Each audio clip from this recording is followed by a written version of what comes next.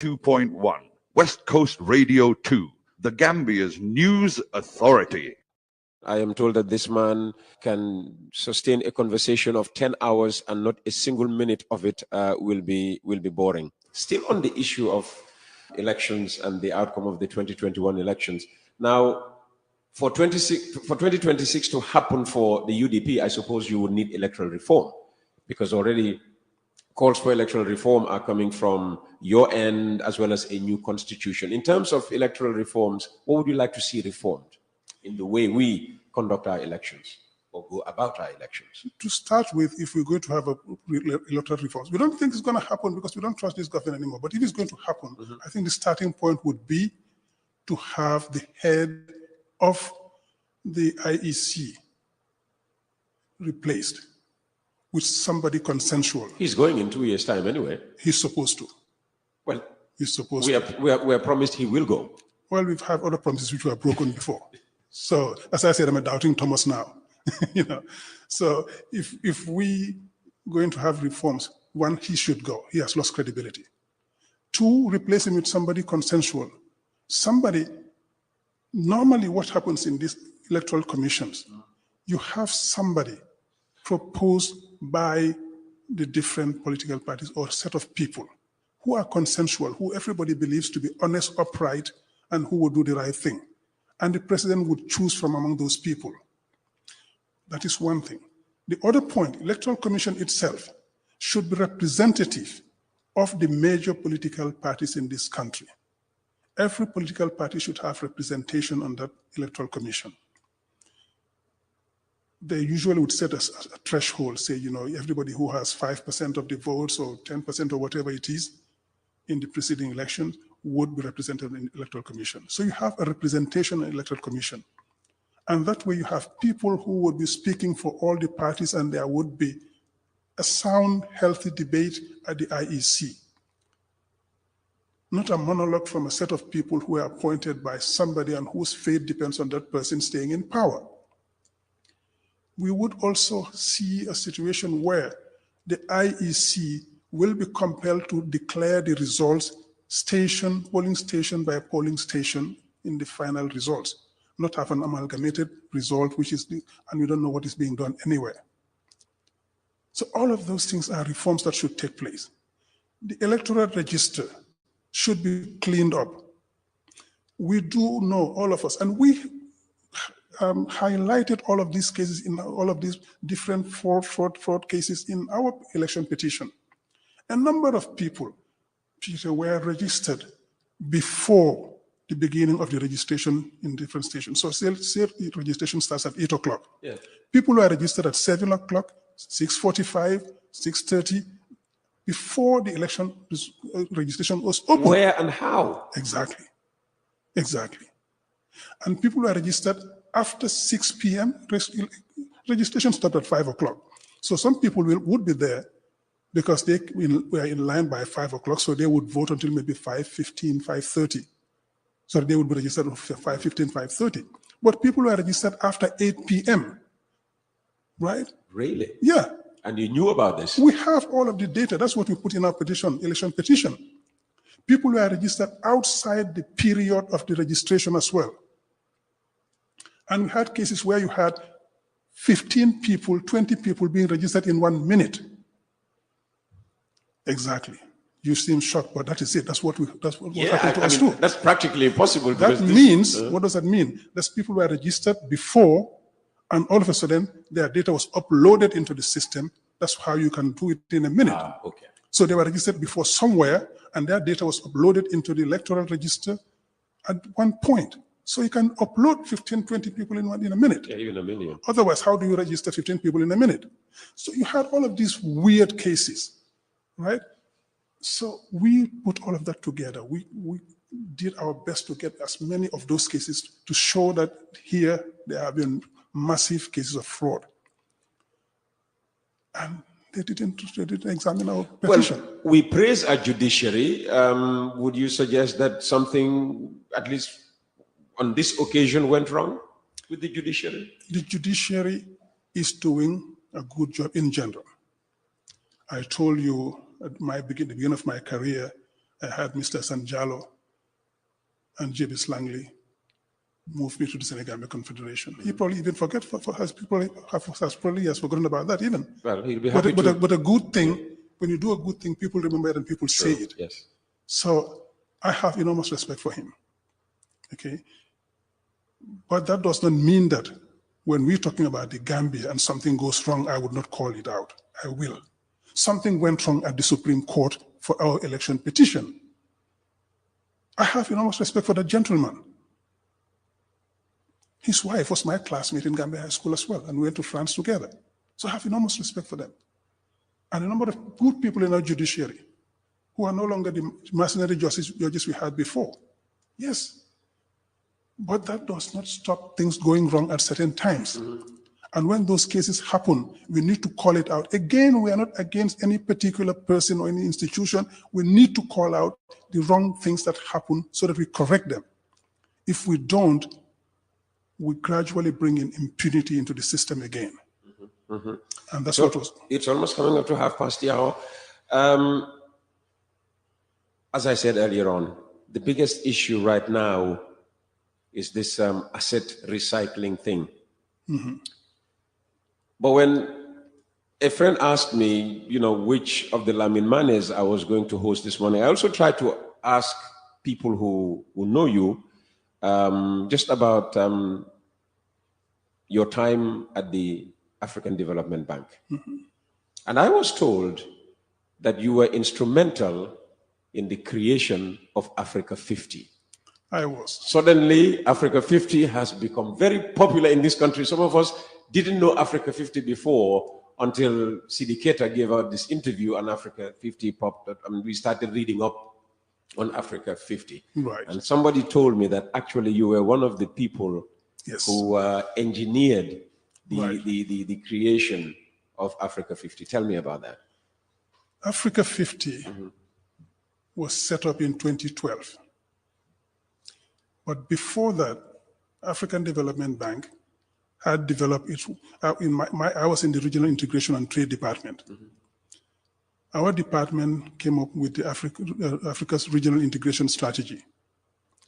When we did that strategy, we brought together all the regional economic communities, all the 8 of them on the continent, plus the African Union Commission, plus the United Nations Economic Commission for Africa. And we did a validation seminar on the strategy. And then we tweaked it where necessary until we agreed on a strategy which we're going to use for African regional integration. And this was because coming out of NEPAD, which the African Development Bank implemented. Sorry for this digression a bit, but we had the NEPAD short-term action plan, which is called STAP, and the NEPAD medium to long-term strategic framework, which we used to develop NEPAD projects on the continent. And we were graduating from NEPAD and we're going to a larger scale. We said, let's do the African Regional Integration Strategy. The ADB did that, so regional projects now took finance on the continent for integration. So when we did a strategy, when we saw that we had our regional infrastructure strategies, development strategies, and then the UDP, the AUC had its own strategies, the United Nations Economic Commission had its own studies and programs, and we said, wait a minute, why don't we just put this together and come up with something for the whole continent? And regional economic communities, all 8 of them, also were present. And we brought our strategies together. And we started doing what was called the Africa Action Plan. And then at one point said, no, we need more than that. Let's do a bigger program. So we did what was called the Program for Infrastructure Development in Africa, PIDA.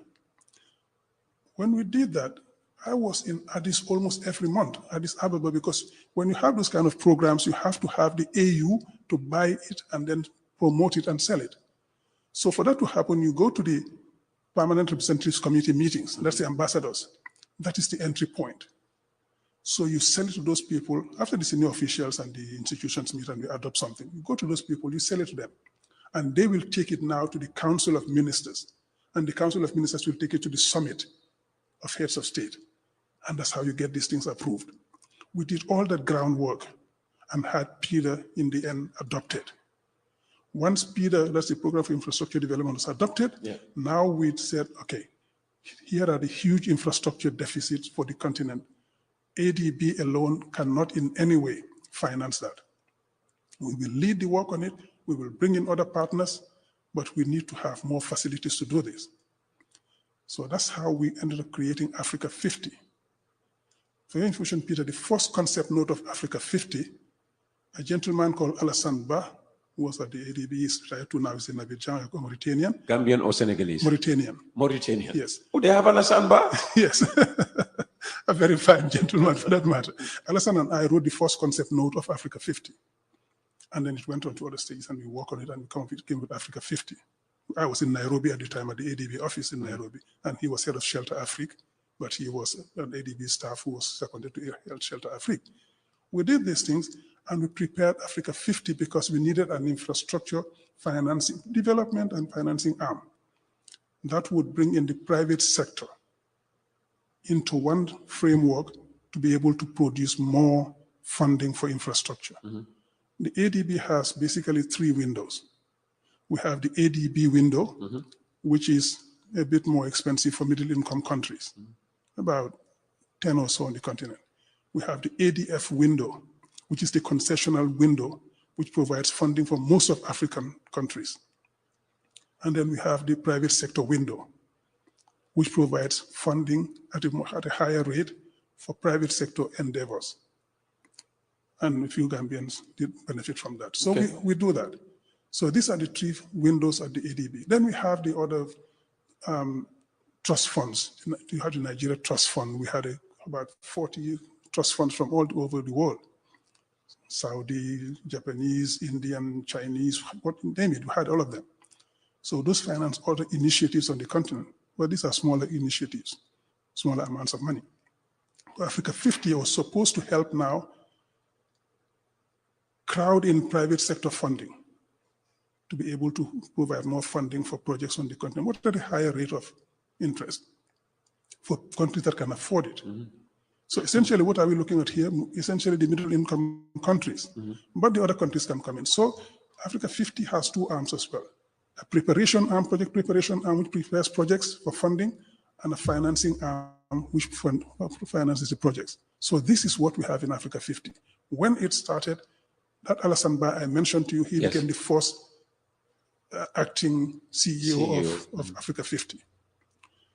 So it moved to a bigger level and moved to Morocco where it's based. So now you have 29 African countries who are members of Africa50, plus BCAO in Dakar, the Francophone Central Bank in West Africa, plus a Moroccan bank, and what's the third one again? ADB. So we are the members of and the Gambia is a member now of Africa50. And there we have already a question. Why? Gambia became a member of Africa50 and signed it. This is an international agreement. It was not ratified in Parliament here. We became a member only when we were signing? No, we were a member before. Oh, okay. We were a member before. Okay. And when we joined Africa50, it should have been ratified by Parliament. Article 79 of our Constitution requires that such agreements, Article 59, paragraph 1B, paragraph 1C, and paragraph 2B, require the head of state, once those agreements are signed, to have them taken to Parliament for ratification or to the National Assembly. I believe that was not done. If that was not done, already the Africa50 agreement is null and void until it is domesticated. And I believe that was not done. So that's already a problem we have with Africa50. Okay. Secondly, the Minister of Finance in January signed an MOU with Africa50. We haven't seen it yet. When he How did you know about it then? I am from the African Development Bank. Okay. And in fact, even if you're not from the African Development Bank, you just need to go to the Africa50 site, you will see it there. Okay. It's there. Okay. And then last month, he signed, or was it beginning of this month or end of last month anyway, very recently, he signed, he said, an agreement in Lome, which he wanted implemented quickly. And now he's turning around and told us, no, actually it's not an agreement, it's an MOU. What is it? We want to know. Because we have in this country an Freedom of Information Act, which makes it incumbent upon them to publish information to the Gambian public.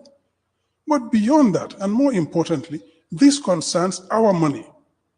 If you borrow money, you borrow on our behalf, you spend on our behalf, and we're going to have to pay it back. So we need to give you authorization to borrow that money, and we do that through our National Assembly. So if he borrows money, he needs to go to the National Assembly to have it ratified. His argument is this is not a loan, that people who think like you are thinking now that this is a loan are wrong, are getting it all wrong. Well, that's where the dishonesty lies. I don't know what you can qualify this to be. It's a mortgaging. And the mortgaging, we have a loan. They will tell you it's not mortgaging, it's recycling, it's what. You can give it all sorts of fancy, that's the word being used. You can give it all sorts of fancy names. It's just repackaging an unpalatable concept. So, since I sat here, I try to avoid using technical terms because I want the people listening to us to understand what I'm saying. Absolutely. That's what I want as well. And when the technocrats, the intellectuals, or whatever, when they want to talk to you and to bamboozle you, they will go into all these technical terms to make you feel inadequate. And you are free to ask. You say, oh, no, you don't understand. Asset recycling is a whole lot of hot air.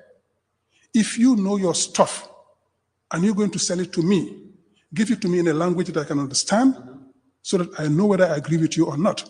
Don't try to bamboozle me. Don't try to make me look ignorant and be afraid to ask. So that's what you do. But do you agree with asset recycling? No, I don't. I don't. What's your problem with it? We are recycling an asset which is producing a significant amount of funding for us to use in this country in other projects. The minister told us that this bridge is accruing $59 million a year. At least it did in August 2022 after enhancements. 59 a year? I'm sorry, a month. I'm sorry, a month. $59 million is a month. Did he go that high? I heard up to 45. He said 59 million. Okay. He said 59 million. August 2022. He said after enhancements at the bridge, it went to 59 million. 2020, I think, or 21, the then Minister of Infrastructure and Works or whatever said that it was getting about 15 million. And another minister recently said 20 million. Another one said 30, 40 million. So all sorts of figures are being thrown around. The bottom line for me is that this bridge is making at least that 59 million that he said. I don't think he just threw that amount around just for the sake of it. Almost $1 million a month. Just $1 million a month. Just slightly more than $1 million a month. Well, let's say conservatively $1 million. $1 million a month. Yeah. Yes. So on average, 12 million per year. Per year. And that will be 300 million in 25 years. So you see the capacity of this bridge to generate money. And if we work on the traffic on that bridge, and we work on the facilities on that bridge, and we do the proper regulatory environment for managing the resources from that bridge, we do not need to mortgage that bridge. The money we could be getting from that per year, at least $12 million a year. We could use that for a lot of things in the country. We have a lot of productive infrastructure which are not being used properly because of mismanagement. And what we think about is, oh, let's mortgage it, or let's privatize it. Why don't we think about getting a good management in place? Cite a few productive assets that are not being managed properly. Very good. Gamcel. Who loses money in telephone companies? The Gambia does, apparently. Exactly. We are among the few. The private sector, Africell, QCell, they're all making money. Booming. Why is Gamcel losing? Because of the corruption and mismanagement. Why is the gateway money being paid to the President's office instead of to Gamtel? Is that what's International happening? Calls into the Gambia sector, the payments are now being made at the President's office. Why? Why should that be the way? Is that not mismanagement of our resources again and our income? They could say they inherited it from the previous government. That they found it that way. Well, what stops you? They don't want to rock the boat. What stops you from rocking the boat when it's going the wrong way? We're going down towards a rapid, and you see it. You're going to go into the rapid and just go and crash it. No, you do the right thing. You see, that's a lame excuse for people who don't want to do anything. Take our ferry services. This is I heard you these past days trying to get information out of those people and nobody would talk to you. It's because you insisted so much on air that they felt embarrassed and they came to talk to you. Why should the ferry service be losing money? The amount of money being made from those ferry services. If your equipment is obsolete and cannot be maintained, for God's sake, buy new ferries. But they have money to pay to build a police station in Mankamankunda for 15 or 16 million thereabout, as we are told. That won't buy you a ferry, though. No, but it's the beginning. And they're paying $30 million to do renovation of the Independence Stadium. That's already $45 million. And we hear that money is coming from the Port Authority. From the Port Authority, which is supposed to be replacing our ferries. Yes. This is the mother company. So why aren't you doing things to make that ferry work? Every day you said it on air, this is a disaster waiting to happen. We are having very often ferries being stuck in the high sea and people are risking their lives every now and then. You cross that. I hesitate to take that bridge. We went on a tour of the country to teach people on how to use our election software. I drove all the way to Kerewan. I went to Basse and came down to Kerewan on the North Bank. And coming back, I drove back to Mansakonko and back here. I didn't want to take the ferry. Yeah, why should you worry? The president uses those ferries. Yeah. When he crosses to exactly. the North Bank. Probably when he does, they probably will do some maintenance on it and he'll be safe. I don't want to go and sing there. So I mean, but that's the thing. Anybody who uses that ferry, it doesn't have a choice. So that ferry service could be a real income earner for this country if we put the right investments there and put the right people to manage it.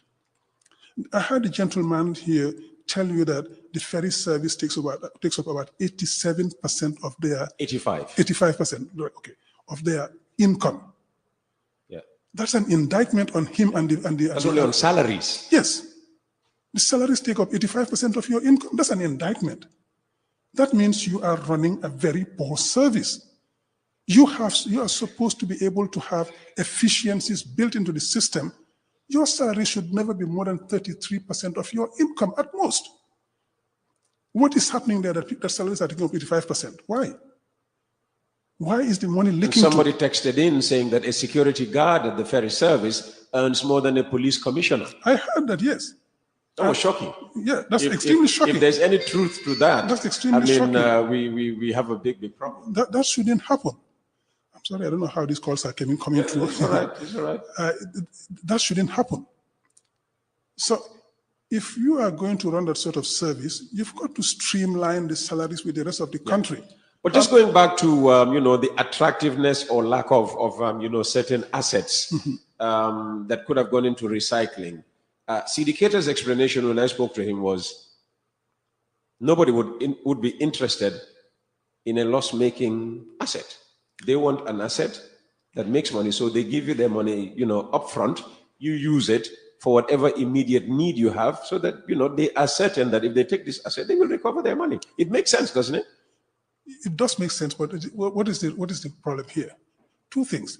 Usually, when you want to privatize an asset, you run it into the ground, and you say, "Oh, it's very poorly performing. It can't work. We have to privatize and sell it for a good asset." After this, what's going to be? Gamcel? They say, "Oh, it's poorly performing, we sell it off." Because it's poorly managed. I would propose NAWEC for starters. Exactly. NAWEC can be the same. You see, if this were to go through, what could be? We could have NAWEC sold. We could have Gamtel sold. The conference center could be sold. The airport could be sold. The port could be sold or mortgaged. The River Gambia, the minister talked about. Activities on the River Gambia could be outsourced to somebody who's going to come and make lots of money in that. So we have about 6 or 7 income-generating or potentially income-generating assets which could be mortgaged for a pittance, whereas we can turn them around and make them produce money and pay dividends to the government to use in other things. Asset recycling is not a panacea. You hear people talking about the Australian experience, etc., etc. There is a huge literature out there against asset recycling in Australia. In fact, I brought one of the articles, one of the shorter ones I'll give to you for your information, about a very good Nobel laureate who wrote against asset recycling there. We can do these things differently. Peter, the African Development Bank put 63.55 million UA, that is our currency. That's about 78 million euro into the Senegambia or Transgambia Bridge. We put another 16 million euro into it to build the roads from Senoba to Farafenni, which the government was supposed to have done and didn't do. So all in all, we spent about 94, 96 million euro, not dollars, euros, to build that bridge, free of charge for the Gambia. If you have other road projects and infrastructure projects to do, why can't you go back to the same African Development Bank? Help you develop good bankable projects and have them financed again by the African Development Bank, or African Development Bank leads the financing of those projects at a concessionary rate of 2 to 3%. Why go for a 15% interest rate? Because it's an interest rate. The IRR, to all intents and purposes, is an interest rate. So Africa50 is going to earn a 15% interest on that loan. Why can't you go and do it and have it at a concessionary rate or even a grant? But it's simply because this government is bankrupt. Oh, they wouldn't come to the aid of a bankrupt government, Africa Development Bank? They will come, but in terms of grants only. And the thing is, you don't want to put money into a government which is deliberately mismanaging resources. All the corruption cases that are happening here, which are being flagged by the National Audit Office, are being seen in all of these institutions. They know what is happening here. So they wouldn't want to come and put their good money into those other projects where they know the money is going to be misused. So the government is struggling to get money to finance these projects. So they go for the quick fix. Let's get Africa50, whatever the cost, 15%, doesn't matter, just give me the money. And you sign up for that. He said the money is going to go into presidential infrastructure projects, road projects, 1,200 kilometers of roads. The ones they built are all crumbling already. Some of which will be toll roads, so they will generate funds, you know, so it will be like a revolving fund. That's wishful thinking for them, because the roads they've built already are all crumbling. We see the Hakalang Road, how much money is going to that, and they're still trying to repair and make it work. The one around Gain Sanjal, even before they start. Have you been to the Hakalang Road? I've been there. Oh, okay. I've been there. I go see these things. Even this Battle Haring Highway, several times I would be driving down the road on the side. Very I would dangerous. stop. I mean, I drove on it with a friend the other day, and you know, a car almost drove straight into us. Exactly. Yeah, but you were going to talk about the quality of the road. Yeah. During the construction, I would stop by the side and look at the base layers and the foundation layers, etc. One day I stopped there. One guy came to me and said, "What are you doing here?" I said, "I'm inspecting my road." "Inspecting your road?" I said, "Yeah." Yeah, your road. Yeah. He said, "Why is that? You shouldn't be here." I said, "Look, I don't want to be rude with you. Just go away. This is being built in my name, and I'm going to finance part of this road. Yes. So this belongs to us. You are just a contractor, so just go do your work. You have nothing to tell me." And he walked away. He was trying to intimidate me. I don't get intimidated. The foundation and base layers of those, there's nothing in terms of rocks or stabilizing. It is backfill, compacted. Seriously? The road that they broke, the one that Jammeh built, was better quality than this one. Really? Yes. Give this road 2-3 years, we'll have serious maintenance difficulties concerning that. And that has been the case for all the roads they've built so far. They're compacting backfill, and they're going to lay, I don't know how many millimeters or centimeters of bitumen on top of it. The foundation is not that good. When you start using heavy vehicles on this road, we'll see. We're all here. Let's give it 2-3 years. We'll see what's going to happen. And that has been the story all over the country. I hope you're wrong, because that would be a big shame. I mean, we put so much. Unfortunately, we put so much into these roads. Unfortunately, I know I'm right. You know, I've been all over the place. Our road projects on the continent. I've been to see our road projects. I see what is happening. I know what's happening. I know what the things are there. I know how these things are built. but the contractors do what you tell them, your specifications and the money you put into it.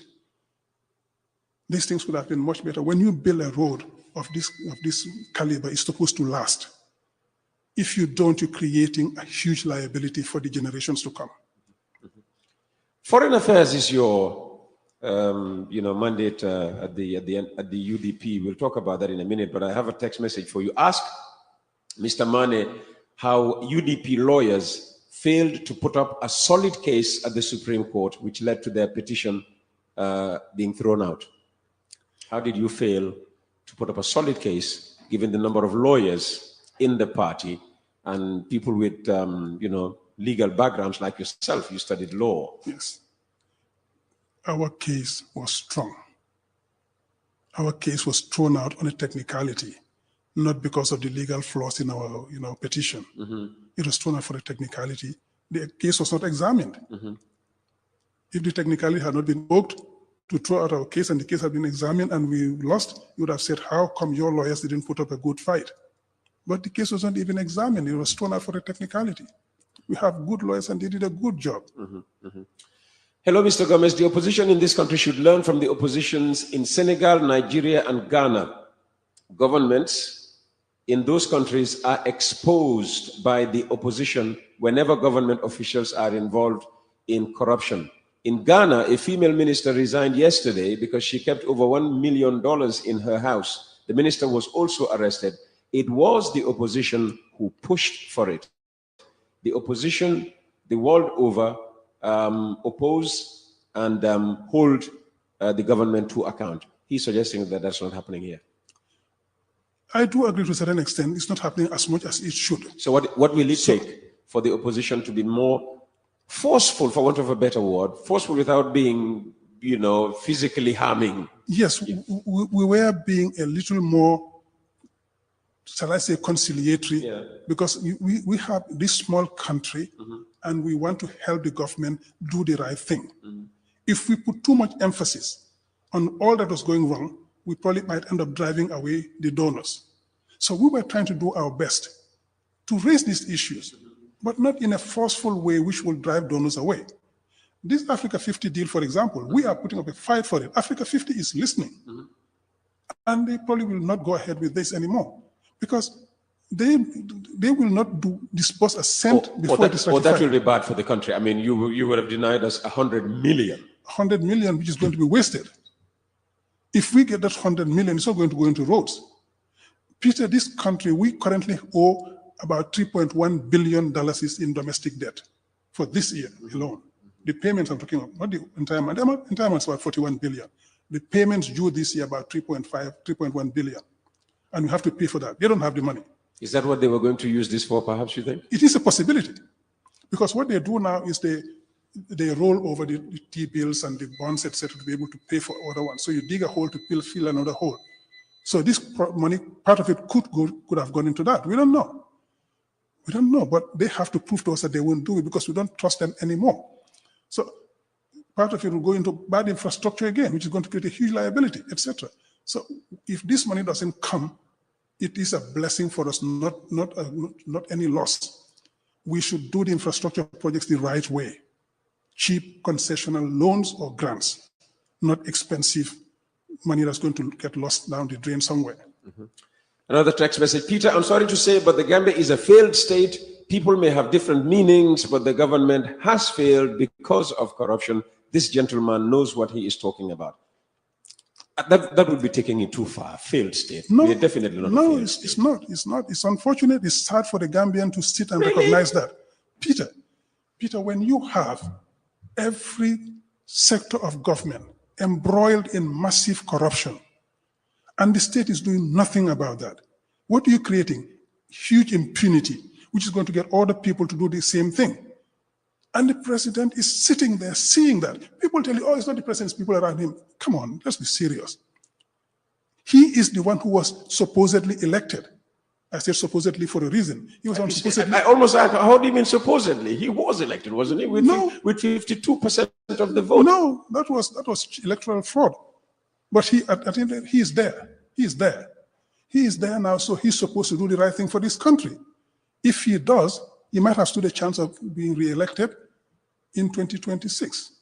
But with what is happening, no Gambian in his right mind would tell you that this country is going right.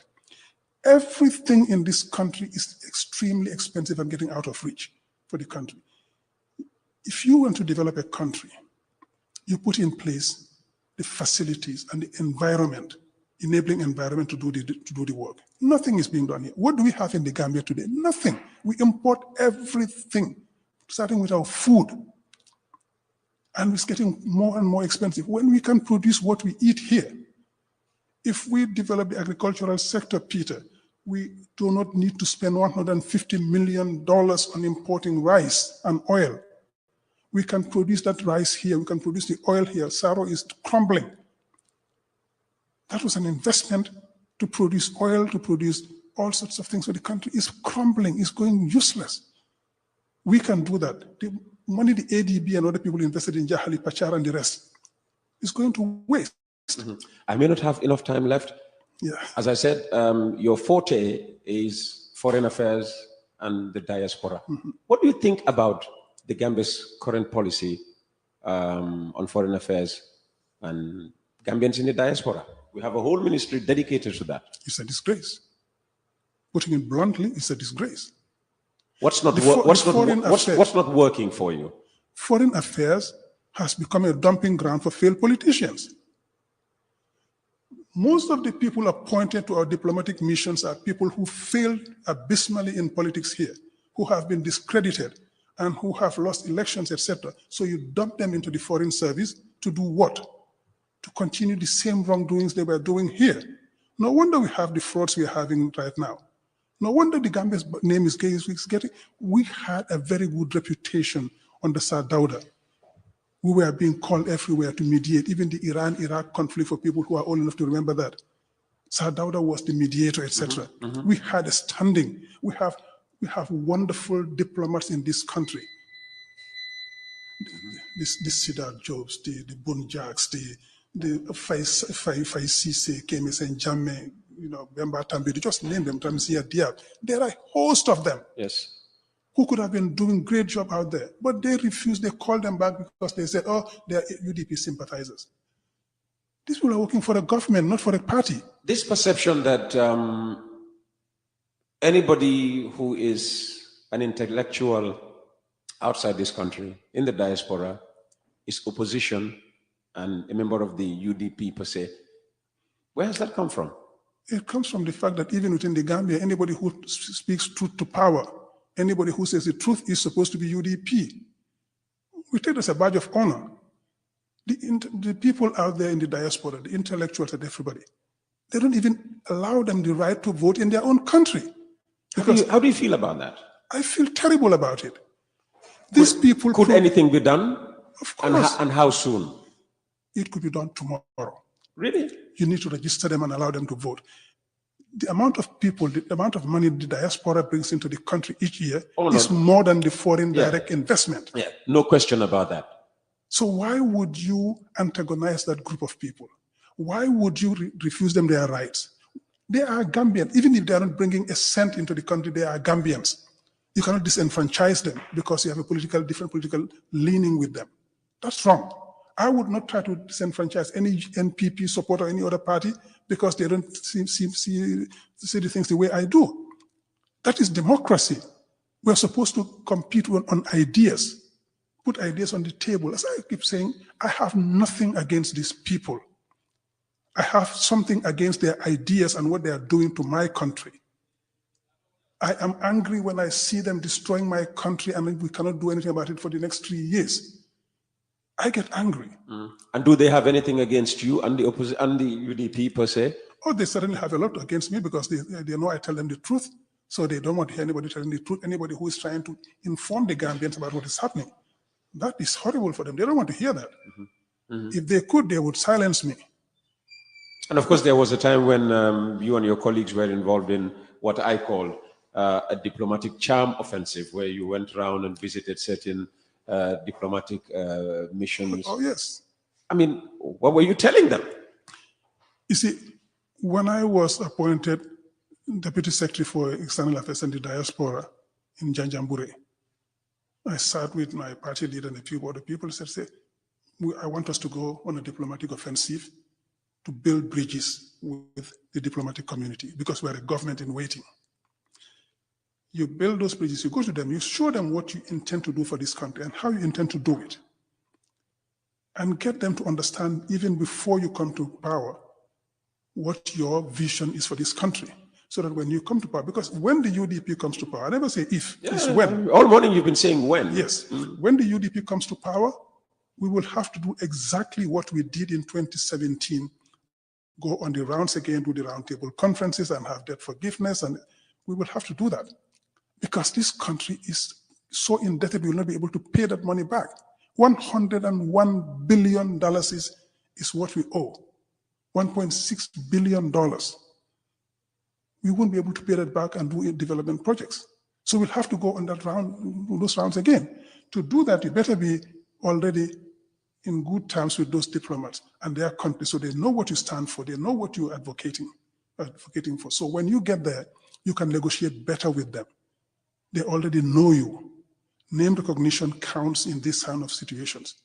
So when you have that policy to talk to the foreign diplomats, to talk to them and their countries, and you tell them what you stand for, then when you get to power, you get to hit the ground running. So we get on with the development work. Diplomacy today is about economic development. It's economic diplomacy. We've got to understand that. So if we don't understand that, we are wasting time. That was what we did. And we talked, funnily, all the foreign non-African embassies spoke with us. We had discussions with them. We proposed them to visit our office. We showed them our literature and our plans, etc. All the African embassies refused to talk to us. Refused? Yeah. Only Nigeria responded. All the others didn't even talk to us. Oh, wow. Which is unfortunate. That's shocking. It is. That's shocking. It is. Listen, I don't think my watches are at 2 minutes to 10 o'clock. Is that what is that what yours says? Already? Well? Oh, yeah. Is it? Goodness me. Yeah. We don't have time. The Gaipa people are up next and they are waiting outside. Yeah. In 1.5 minutes, of all the problems facing this country, if you were to pick one and advise Adama Barrow, the president, to tackle immediately, what would you say the president needs to work on and now? Corruption. Corruption is what is killing these people. If you will allow me a second one, impunity. Deal with corruption, put an end to it. Put an end to impunity, and we can move. If you have those two, nothing will happen. People know that they can steal money the way they like, and they would not be called to justice. Throw the book at them. Make sure that there's no impunity in this country. There are no sacred cows. And people will start sitting and thinking twice. This is why we need term limits. If you don't have term limits, people will go on forever and they will do it because they know there's impunity at the end. They will stay here. But if they are going after a number of years, 2 terms, etc., they know that if they go at that point, if they have skeletons in the cupboard, they will come out. Tackle corruption and impunity. Yes, and impose term Mr. limits. President, if you're listening, that's wise counsel for you. Mr. Manneh, thank you very much for your time this morning. I really enjoyed our time, and that warning I was given is true. I mean, you can spend 10 hours with this man, and the 10 hours will pass like 10 minutes. Thank you very much for coming. That was Mr. Lamin Manneh, Deputy Senior Administrative Secretary for Foreign Affairs and the Diaspora for the UDP. You've been listening to Coffee Time with Peter Gomez. Have a very good day. See you tomorrow.